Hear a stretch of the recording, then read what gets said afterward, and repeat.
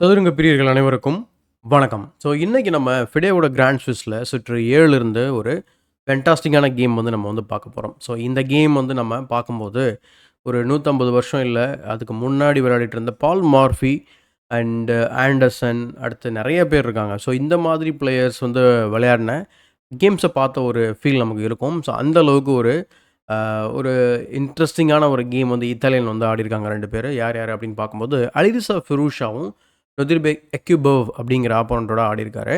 So இந்த game நான் ஏற்கனவே சொன்ன மாரி சுற்று 7 இருந்து பார்க்குறோம். So ஃபேன்டாஸ்டிக்கான game. ஸோ இது நான் இவ்வளோ ஹைப் பண்ணுறதுக்கான காரணம் என்ன அப்படின்னா, இந்த கேம நம்ம வந்து மறக்க முடியாத அளவுக்கு ஆடியிருக்காங்க. ஸோ என்ன அப்படி ஆடியிருக்காங்க அப்படிங்கிறத பார்க்கலாம். அதுக்கு முன்னாடி நம்ம சேனல் நீங்க சப்ஸ்கிரைப் பண்ணாம வீடியோஸ்லாம் பார்த்துட்டீங்க அப்படின்னா, சப்ஸ்கிரைப் பண்ணிட்டு பெல் பட்டன் பிரஸ் பண்ணி வச்சுக்கோங்க. மறக்காம இந்த வீடியோக்கு ஒரு லைக் போட்டு வீடியோவை கன்டினியூ பண்ணுங்க. ஸோ இப்போ இந்த கேமை பார்க்கலாம். ஸோ அலிரிசா வந்து ஒயிட் வந்து ஹேண்டில் பண்ணுறாரு. ஸோ இந்த பக்கம் எக்யூப் ஆஃப் நொதிர்பேக் வந்து பிளாக். ஸோ கேம் வந்து E4ல ஸ்டார்ட் பண்ணுறாரு. அண்ட் அதுக்கு ரிப்ளை வந்து பார்த்தீங்கன்னா E5ஆக இருக்குது. So night F3, night C6, bishop to C4, Italian opening. அதுக்கு நைட் F6. ஜென்ரலாக நம்ம வந்து நைட் F6 பார்த்து ரொம்ப நாள் ஆகுதுன்னு கூட சொல்லலாம். ஏன்னா பிஷப் C5 தான் நம்ம பார்ப்போம். ஜியோகோபியனிசமோ இல்லை ஜியோகோபியனோ லைன் நிறைய இருக்குது. பட் இங்கே நைட் F6 விளையாடின உடனே இந்த பொசிஷனில் வந்து இப்பயுமே ஒன்றும் பிரச்சனை இல்லை. ஒரு நார்மலான ஒரு இட்டாலியனுக்குள்ளே போயிருக்கலாம். பட் இங்கே நம்ம ஃபன் பண்ணுவோம் அப்படின்னு சொல்லிட்டு அவர் என்ன பண்ணியிருக்காரு, நைட் G5 போயிருக்காரு. ஏன் இந்த மாதிரி சொல்கிறோம்னா, இது நம்ம ரேர் கண்டினியூஷன் மாதிரி இருக்கும் கிராண்ட் மாஸ்டர்ஸ் லெவலில். ஆனால் பிகினர் லெவலில் இது ரொம்ப ரொம்ப ஃபேமஸான continuation. So pawn to D5.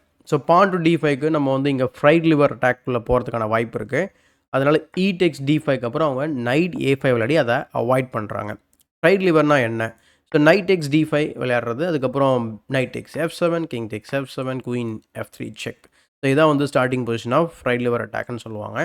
இது நம்ம சேனலில் நிறையா வீடியோ பண்ணியிருக்கோம். ஈவன் ட்ராப்ஸ், ட்ரிக்ஸ் எல்லாமே இருக்குது. நீங்கள் செக் பண்ணி பார்க்கலாம். பட் இங்கே மெயின் லைனான பொலோரியோ டிஃபென்ஸ் வந்து சூஸ் பண்ணுறாங்க with night A5 chasing the bishop. ஜென்ரலாக வந்து இந்த பிஷப் வந்து இங்கே செக் கொடுக்கும். அப்போ C6 எல்லாம் பிளாக் பண்ணுவாங்க. அதுக்கப்புறம் ஒரு பான் வந்து டவுனாக வந்து விளையாட ட்ரை பண்ணுவாங்க பிளாக்கு. ஏன்னா அவங்களுக்கு டெவலப்மெண்டல் லீட் கிடைக்கும். ஏன்னா நல்லா கவனித்து பார்த்தீங்கன்னா, ஒயிட் வந்து பார்த்தீங்கன்னா ஒரே பீஸை மல்டிபிள் டைம்ஸ் மூவ் பண்ணிக்கிட்டு இருக்கிறாரு. அதனால லைன்ஸ் நிறைய வந்து பிளாக்குக்கு வந்து ஓப்பன் ஆகும். ஸோ நிறைய லைன்ஸ் ரூக்குக்கு லைன் ஓப்பன் ஆகுது. ஸோ ஃபியூ மூவ்ஸில் வந்து பார்த்தீங்கன்னா, நீங்கள் ஒரு மூவ் நீங்கள் ரொம்ப ஸ்லோ மூவ் விளையாடிட்டிங்கனாலே போதும், பிளாக் வந்து ஈஸியாக ஜெயிச்சிருவார். அதுக்கு தான் இந்த லைன் வந்து ட்ரை பண்ணுறாங்க. அண்ட் இங்கே போகுஜுலுபாவ் வேரியேஷன் சொல்லி குயின் F3 லைன் வந்து விளையாடுறாரு. ஜென்ரலாக இந்த பிஷப் வந்து D3 ட்ராப் பண்ணி E4 வராமல் தடுப்பாங்க. அல்லது பிஷப் வந்து E2ல போடுவாங்க. குயின் F3யுமே வந்து கம்ப்ளீட்லி பிளேயபிள் தான். ஏன்னா கிட்டத்தட்ட இதுலேயே ஒரு 400 கேம் மேலே கிராண்ட் மாஸ்டர்ஸ் லெவலில் ஆடிருக்காங்க. ஏன்னா இந்த பிஷப் நீங்கள் வெட்டினீங்கன்னா உங்களுடைய ரூக் போகும். அப்படியா இந்தா வெட்டிக்கோ அப்படின்னு சொல்லிட்டு வெட்டிடுறாரு. ஏன்னா இது காமன் வேரியேஷன் கிடையாது. ஸோ ஜென்ரலாக இங்கே என்ன பண்ணுவாங்க அப்படின்னா, குயின் F3க்கு அப்புறம் இந்த பின்னை பிரேக் பண்ண ட்ரை பண்ணுவாங்க. எக்ஸாம்பிளுக்கு அல்லது ரூக்கை வந்து B8 கூட மூவ் பண்ணலாம். ஸோ இந்த மாதிரி தான் நம்ம விளையாடி பார்த்துருக்கோம். டாப் மூவ் வந்து பார்த்திங்கன்னா bishop E7 just getting ready to castle, அல்லது ரூக் B8, அல்லது just give the night a kick. But இங்கே நான் சொன்ன மாதிரி பின் போட்டாக்கா வெட்ட முடியாதான்னு சொல்லி, நான் வெட்டுறேன், நீ என்ன பண்ணுறியோ பண்ணிக்கோன்னு சொல்லி அவர் அந்த சேலஞ்சை அக்செப்ட் பண்ணுறாரு. So queen takes A8. இப்போது ஃபிரூஷா வந்து ஒரு exchange up just out of the opening plus ஒரு பான் கூட அப்பில் இருக்காருன்னு வச்சுக்கோங்க.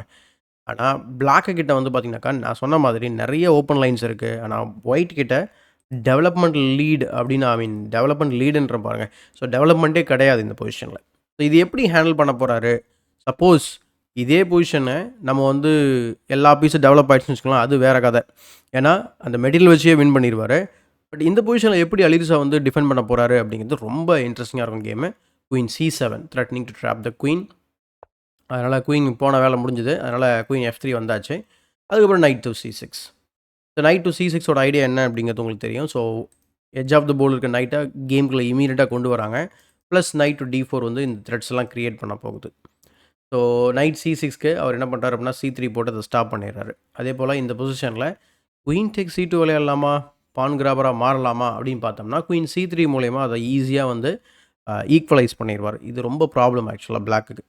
இப்போ நீங்கள் force to take, so D takes C3க்கு அப்புறம் வந்து பார்த்திங்கன்னா, அந்த எக்ஸ்சேஞ்ச் அப்பு ப்ளஸ் பிஷப்போட லைன் ஓப்பன் ஆகிடுச்சு. நெக்ஸ்ட் நைட்டை வந்து டெவலப் பண்ண போகிறாரு, கேசல் பண்ண போகிறாரு. ஸோ 2-3 மூவ்ஸில் வந்து பார்த்திங்கன்னா கன்சல்டேட் பண்ணிவிட்டு கேமை வந்து வின் பண்ண நிறைய சான்ஸ் இருக்குது.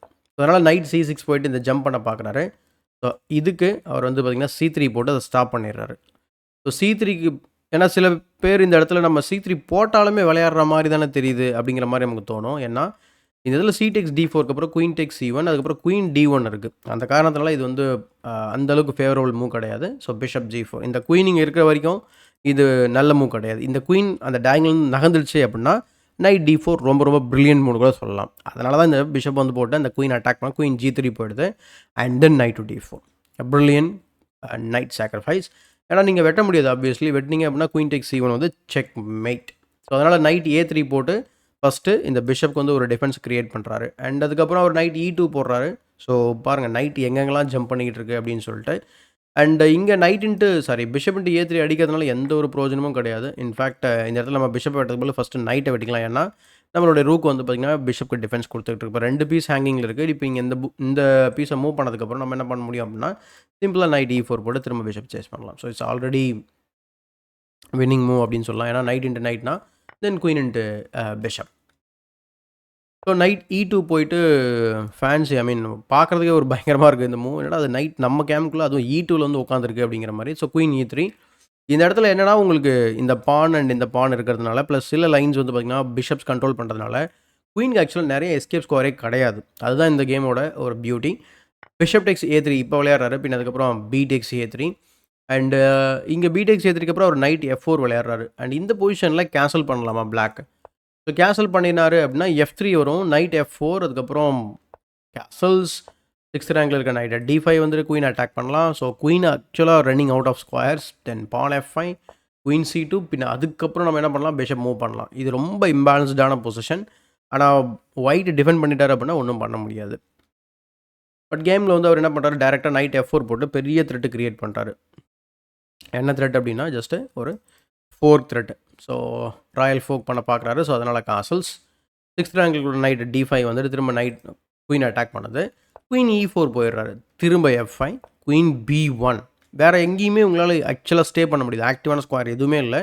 பட் குயின் B1 வந்து பார்த்திங்கன்னா ஒரு அந்த பேக்வேர்ட் மூவ் வந்து நம்ம நிறையா வந்து கன்சிடர் பண்ண மாட்டோம். பட் இந்த பொசிஷனில் இதுதான் வந்து பெஸ்ட் மூவ். அண்ட் அது மட்டும் இல்லாமல் இந்த குயின் வந்து இந்த B5 பானையும் வந்து பார்த்திங்கன்னா ப்ரெஷர் பண்ணிக்கிட்டு இருக்கு. ஸோ ஃபைனலி வந்து பார்த்திங்கன்னா இந்த நைட்டை வந்து கொஷின் பண்ணுறாரு H6. அண்ட் நம்ம வந்து இது வரைக்குமே வந்து பார்த்திங்கன்னா கிட்டத்தட்ட நிறைய மூவ்ஸ் வந்து நம்ம புக் மூவ்ஸ் பார்த்துருந்தோம். பட் இப்போ அவங்க கம்ப்ளீட்டாக ஒரு நியூ கேம் ஆடிக்கிட்டு இருக்காங்க. ரெண்டாவது இந்த H6 மூவ்க்கு நீங்கள் ஒயிட் பீஸ் வந்து ஹேண்டில் பண்ணுறீங்க. நீங்களாக இருந்தால் என்ன மூவ் பண்ணுவீங்க அப்படிங்கிறத கமெண்ட் செக்ஷனில் பதிவு பண்ணுங்கள். இந்த மாதிரி நான் பல தடவை பாஸ் பண்ணி சொல்லுங்கள் அப்படின்னு சொல்லி கேட்பேன். பட் யாருமே சொல்கிறதில்ல.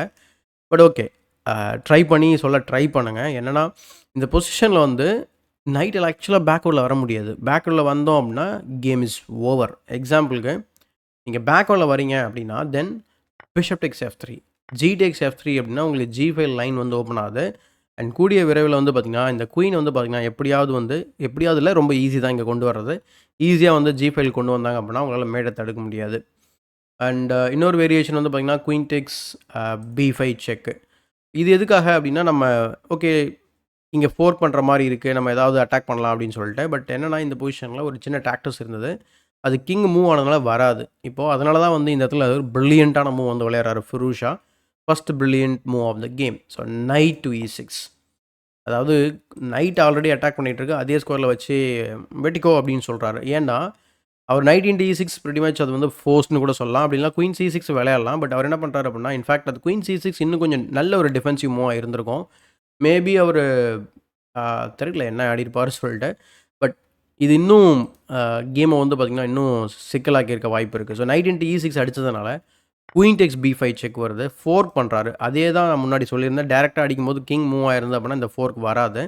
So king E7. அதே போல் இந்த இடத்துல குயின் டெக்ஸ் B5 செக்குக்கு சில பேர் குயினை வச்சு பிளாக் பண்ணி இதையும் டிஃபெண்ட் பண்ணலாம்னு நினைப்பீங்க. ஆனால் குயின் B8 செக் இருக்குது.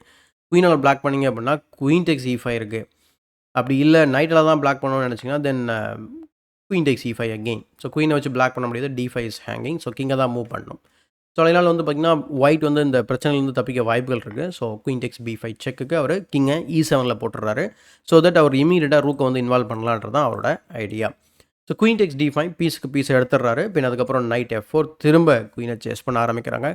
இன்ட்ரெஸ்டிங்காக வந்து பார்த்திங்கன்னா குயினுக்கு நிறைய மூவ்ஸ் கிடையாது. ஒன்லி 2 மூவ்ஸ் இருக்குது. So queen B5 queen B3. So queen B3 விளையாடுறாரு. Rook B8 and then queen to C2. Queen C2 வந்ததுக்கப்புறம் இங்கே அவர் ஒரு ப்ரில்லியண்ட்டான மூவ் வந்து விளையாடுறாரு. அதுதான் bishop F3. So bishop F3 நம்ம வந்து ஜாலியா அப்படின்னு நம்ம கேப்சர் பண்ணோம் அப்படின்னா, நம்ம ஏற்கனவே சொன்ன அந்த மேட்டிங் பேட்டர்ன் வந்து ஃபாலோ வாய்ப்பு இருக்கு. ஸோ அதனால அது ஆட முடியாது. So pawn to D4. இதுதான் வந்து only move to save the game. நீங்க வேற எந்த மூவ் செஞ்சாலும் பிளாக் வந்து ஈஸியா ஜெயிச்சுருவாரு. So knight E2 check again for black வந்து பார்த்தீங்கன்னா, இதுதான் ஒன்லி மூவ். ஏன்னா, இப்போ நம்ம இங்க வெட்டவும் முடியாது. இது போச்சு அப்படின்னா பிஷப் போயிடும். ஸோ என்ன பண்ணுறதுன்னு சொல்லி அவர் அழகா இந்த நைட் E2 செக் வந்து போடுறாரு. கிங் H1 வந்ததுக்கப்புறம் வந்து பார்த்தீங்கன்னா, queen C6 threatening to made in one move. இப்போ நீங்கள் கேப்சர் பண்ணீங்கன்னா ரொம்ப சிம்பிள். ஜஸ்ட் குயின் டேக்ஸ் பான் வந்து செக் மேட். அதே தான் ஒரு 4 ஸ்டார் செக் பாயிண்ட் பண்ண பார்க்குறாரு. அதனால் ஃபிரூஷா திரும்ப வந்து பார்த்தீங்கன்னா ஒன்லி மூவ் கண்டுபிடிங்க. இது நீங்கள் கெஸ் பண்ணியிருப்பீங்க. ஏன்னா ருக் G1 ருக் G1னா பிளெண்டர் மாதிரி தெரியுதுங்க அப்படிங்கிற மாதிரி தோணும். ஏன்னா நைட்டாலேயே வெட்டலாமே அப்படின்னு சொல்லி பார்த்தீங்கன்னா, ஆக்சுவலாக உங்களால் வெட்ட முடியாது. வெட்டினீங்க அப்படின்னா உங்களுக்கு இன்னொரு ப்ராப்ளம் இருக்குது. என்னென்னா கிங் டேக்ஸ் G1 ஆடினீங்க அப்படின்னா தென் குயின் G6 வந்து ரொம்ப ஸ்ட்ராங்கு. ஸோ பின் பண்ணி அதை வின் பண்ண ட்ரை பண்ணுவாங்க. ஆனால் இந்த பொசிஷனில் நைட் டேக்ஸ் G1க்கு நம்ம விளையாடக்கூடிய மூவ் வந்து குயின் டேக்ஸ் F5. ஸோ இப்போது அவங்க இங்கே வெட்டினா கூட நம்ம என்ன இருக்கா கிங் டேக்ஸ் G1 இப்போ ஆட முடியும். There is no mate. அது மட்டும் இல்லாமல் நம்ம வந்து ready to take on E5 4க்கு இருக்குது. அடுத்து இன்னும் ஒரே ஒரு மூலம் நம்ம பிஷப்பை டெவலப் பண்ணிட்டோம்னா ரூக்கை இன்வால்வ் பண்ணிடலாம். So game will be over. So அதனால் நைட் இன்ட்டு G1 ஆட முடியாது. அதனால தான் இந்த மூவ் வந்து ப்ரில்லியண்ட்டான மூவ். ஸோ ரூக் F8 போடுறாரு. பின் அதுக்கப்புறம் பான் to A4. 2 move winning மூவிங்க. Porn to D5 and porn to A4. And இது எதுக்காக அப்படின்னா, இப்போ இந்த மூவ் எதுக்காகன்றதை புரிஞ்சதுன்னா நம்ம இந்த A4 அண்ட் D5 வந்து நமக்கு புரியும். இந்த மூவ் எதுக்கு அப்படின்னா, முடிஞ்ச அளவுக்கு அவர் இங்கே ப்ரெஷர் ஏற்றி பார்த்துட்டாரு. ஓகேங்களா? இதையும் வெட்டுறதில்ல. வெட்டினா என்ன நடக்கும்ன்றதை நான் எக்ஸ்பிளைன் பண்ணேன். அப்போது 3 பீஸ் வந்து கிட்டத்தட்ட இந்த G2 கிட்ட வந்து இருக்குது. ஆனால் அதை வந்து வின் பண்ண முடியல. அப்போ நம்ம என்ன பண்ணோம் அப்படின்னா, 4த்தா ஒரு பீஸை வந்து இன்வால்வ் பண்ணுவோம்னு சொல்லிட்டு அவர் என்ன பண்ணுறாரு, rook F5 rook F6 rook G6ன்னு வர பார்க்குறாரு. இதை தடுக்கிற முயற்சியில் தான் வந்து பார்த்திங்கன்னா அவர் A4 போடுறாரு. A4 போட்டால் ரூக் F6 தானே ஆட போகிறாரு. There is no bishop A3 check skewer இருக்குது அப்படி நம்ம நினச்சி விளையாட முடியாது இல்லையா? பட் அப்போ என்ன D5யோட பாயிண்ட் என்ன அப்படிமா, D5யோட பாயிண்ட்டு அவங்க வந்து கேப்சர் பண்ணதுக்கப்புறம் C4க்கு அப்புறம் நமக்கு வந்து குயின் B3 போட்டு நம்ம 3rd ரேங்க்கில் டிஃபென்ஸ் பண்ணலாம். எக்ஸாம்பிள் G இன்ட்டு F3 ஆடலாம். குயின் டேக்ஸ் F3க்கு அப்புறம் இப்போ பிளாக் பண்ணிக்கலாம். இப்போ அவங்க திரும்ப ரூக்கை லிஃப்ட் பண்ணி இந்த பின்னை எக்ஸ்ப்ளாய்ட் பண்ண பார்த்தாங்கன்னா நம்ம குயின் B3 ஆடி குயினை சேஸ் பண்ணலாம். இதுதான் ஐடியா. பட் கேமில் வந்து பார்த்திங்கன்னா அவர் A4 ஆடுறாரு. அதுவுமே பெஸ்ட் மூவ் தான். Rook F6 bishop A3 check king E8 and then pawn to D5.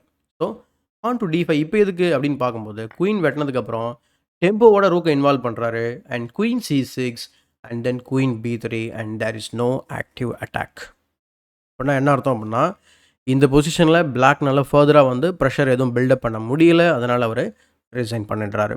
So பியூட்டிஃபுல்லான கேம். அதாவது ரொம்ப நாளைக்கு அப்புறம் இந்த மாதிரி ஒரு கேம் பார்க்குறது ரொம்ப ஆச்சரியமாக இருக்குது. அதுவும் சூப்பர் கிராண்ட் மாஸ்டர்ஸ் லெவல். அதுவும் அலிரிசா ஃபிரூஷாவை போட்டு ஒருத்தர் புரட்டி எடுத்திருக்காரு. ஆனால் அலிரிசா ஃபிரூஷா கிட்டத்தட்ட 96% வந்து பார்த்திங்கன்னா துல்லியமாக விளையாடி இந்த ஆட்டத்தை வந்து பார்த்திங்கனாக்கா ப்ராப்பராக வந்து டிஃபெண்ட் பண்ணியிருக்காரு. ஸோ ஃபேண்டாஸ்டிக்கான கேம் என்னை பொறுத்த வரைக்கும். ஸோ இதை பற்றி நீங்கள் என்ன நினைக்கிறீங்க அப்படிங்கிறத கமெண்ட் செக்ஷனில் பதிவு பண்ணுங்கள். இங்கே ஏன் ரிசைன் பண்ணணும் அப்படின்னா, இங்கே பல மேட்டிங் த்ரெட்ஸ் வந்து கிரியேட் பண்ணியிருக்காரு ஒன் மூவில். என்னென்னா இந்த பிஷப் ஃபஸ்ட்டு இங்கே கொண்டு வந்தார் பார்த்தீங்களா ஒரு பீஸு, அடுத்து ரூக் இங்கே கொண்டு வந்தார் செகண்ட் பீஸு, இப்போ 3rd பீஸ். இந்த 3 பீஸும் ஆக்சுவலாக கிங்கை தான் அட்டாக் பண்ண போயிட்டுருக்கு. இது பார்த்தா அப்படி தெரியாது. சாம்பிள் லைன் என்ன அப்படின்னு பார்த்தீங்கன்னா, இங்கே பேக் ரேங்கில் செக் கொடுத்தாலே ஆல்மோஸ்ட் மேட்டிங் பேட்டர்னில் வந்து கிங் மாட்ட வாய்ப்பு இருக்குது. சும்மா நம்ம ஒரு ரேண்டம் மூவ் பண்ணோம் அப்படின்னா அது உங்களுக்கு புரியும். So queen G8 check and then ரூக்கை வச்சு பிளாக் பண்ணுவீங்க. And then queen tax F8 வந்து மேட். ஸோ அந்த காரணத்தினால இப்போ இந்த குயின் உள்ளே வரதான் பிரச்சனை அப்படின்னு சொல்லி நம்ம ரூக் E6 வச்சு பிளாக் ஹிட் கிரியேட் பண்ணோம் அப்படின்னா தென் குயின் B8 செக் வைக்கலாம். King F7 is the only move. அதுக்கப்புறம் queen F8 check, king G6 is the only move. And then நம்ம G takes F3 check. So இப்போ discover check கொடுக்குறோம். இதுதான் சரியான நேரம் நினச்சி நம்ம நைட்டை வெட்டினாலும் ஒன்றும் பிரச்சனை. நைட்டில் வெட்டினாலும் ரூக் இன்ட்டு G3 G1 செக்கு போடலாம். அப்போ கிங்குக்கு ஒன்லி மூவ் அகெயின் வந்து பார்த்தீங்கன்னா கிங்கை H5ல போடுறது. நீங்கள் H7 போனீங்க அப்படின்னா குயின் டேக்ஸ் G7 மேட்டு, அதெல்லாம் H5 and then queen takes F5 check. Pawn G5 வச்சு பிளாக் பண்ணிங்கன்னா சிம்பிளான ஒரு rook left, rook G3 rook H3ன்னு சொல்லி செக்மேட் பண்ண போகலாம். அண்ட் ஸ்டாப்பபிள். ஈவன் இந்த மேட்டை அவங்க தடுத்தாலும் நம்மக்கிட்ட எக்ஸ்ட்ரா பீஸ் இருக்குது. பட் மேட்டும் அவங்களால தடுக்க முடியாது. ஸோ அந்த காரணத்தில் தான் இந்த பொசிஷனில் குயின் B3க்கு அப்புறம் இந்த மேட் த்ரெட்ஸ் எதையுமே அவங்களால தடுக்க முடியாதுன்னு புரிஞ்சுக்கிட்டு இந்த இடத்துல நொதிர்பேக் அக்யூபாஃப் வந்து ரிசைன் பண்ணிடுறாரு. ஸோ ஸோ ரொம்ப சுவாரஸ்யமாக இருந்தது கேம். நான் பேசும்போதே உங்களுக்கே தெரிஞ்சிருக்கும். ஸோ இந்த வீடியோ பிடிச்சதா லைக் பண்ணுங்கள், மறக்காமல் மற்றவங்களுக்கு ஷேர் பண்ணுங்கள். இன்னும் சேனலை சப்ஸ்கிரைப் பண்ணல அப்படின்னா சப்ஸ்கிரைப் பண்ணிட்டு பெல் பட்டனை ப்ரெஸ் பண்ணி வச்சுக்கோங்க. இதே போல் ஒரு பயனுள்ள வீடியோவுடன் உங்களை சந்திக்கும் வரை உங்களிடம் இந்த விடைபெறுவது உங்கள் சதுரங்க சாணக்கியன்.